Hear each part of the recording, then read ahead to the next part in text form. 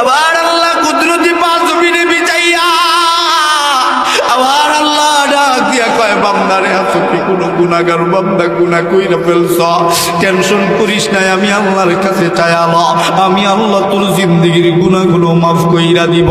এ বান্দা তাহাজ্জুদে ঘুম থেকে উঠলি না, আমার আল্লাহ রাগ করে না, গুসা করে না। ফজরের সময় মুয়াজ্জিনের কণ্ঠে মসজিদের মিনারা থেকে মুয়াজ্জিন তোরে ডাক দেয় নাই, হাইয়া আলাস সালাহ, এই বান্দা নামাজের জন্য আয়া। আবারও মুয়াজ্জিন তোরে ডাকছে, হাইয়া আলাল ফালাহ, এই বান্দা কল্যাণের জন্য আয়া। আবারও তুই যখন ঘুম থেকে উঠিস না, মুয়াজ্জিনের কণ্ঠে আবার আল্লাহ তোরে ডাক দিছে, আসসালাতু খায়রুম মিনান নাওম, এই বান্দা ঘুমের চেয়ে নামাজ ভালো আয়া। ওই সময়ও তুই বান্দা ঘুম থেকে উঠলি না, 10টা 11টা পর্যন্ত তুই বান্দাটা ঘুমাইলি। আমরা আল্লাহকে বলছিলাম, আল্লাহ আপনার বান্দা ঘুমাইছে 10টা 11টা পর্যন্ত, আপনার বান্দার গুনাহগুলো লিখে ফেলবো নাকি? আমার আল্লাহ তুই বান্দার পক্ষ নিয়া আমার আল্লাহ বলছে, না না, দেখবি আমার বান্দাটা তার যদি আসে নাই, বছরে আসে নাই, আমার বান্দাটা দেখবি জোহরের সময় আসবেই আসবে। জোহরের সময় মুয়াজ্জিন আবারও ডাকবে, হাইয়া আলাস সালাহ। কেমন নাফরমান বান্দা আমরা! আমার আল্লাহ ডাকে, আর পরেও আবার মালিকের ডাকে জবাব দিলাম না। জোহরের সময় যখন বান্দাটা যায় না, ফেরেশতারা আল্লাহর কাছে বিচার দেয়, আপনার কোন বান্দারে আপনি এমন করে ডাকে? আপনার বান্দা তো ফজরেও আসলো না, জোহরেও আসলো না।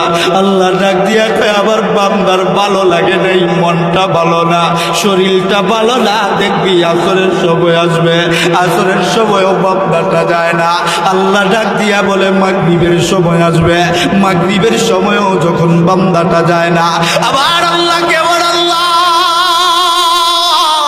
আবার আল্লাহ ডাক দিয়া কয়, দেখবি এসার সময় আসবে আসবে, এসার সময় আবার আল্লাহ আবার ডাক দেয়, হাইয়া আলাস সালাহ। বান্দারে, তোর পক্ষে সারাটা দিন যাবৎ কথা বলতেছি, এখন না আসলে আমি আল্লাহ আবার ফেরেশতাদের কাছে লজ্জিত হয়ে যাব। বান্দা ঘুমাস না, নামাজ না পইরা ঘুমাস না। বান্দাটা এক পর্যায়ে মোবাইল নিয়ে ব্যস্ত, বন্ধু বান্ধবের আড্ডায় ব্যস্ত, সময় পার কইরা দেয়। বান্দাটা এক পর্যায়ে ঘুমের বিছানায় চলে যায়। ঘুমের বিছানাতে যাইয়াও হাতের মধ্যে মোবাইল, মোবাইল চাপতে চাপতে বান্দার চোখে হঠাৎ করে ঘুম চলে আসে।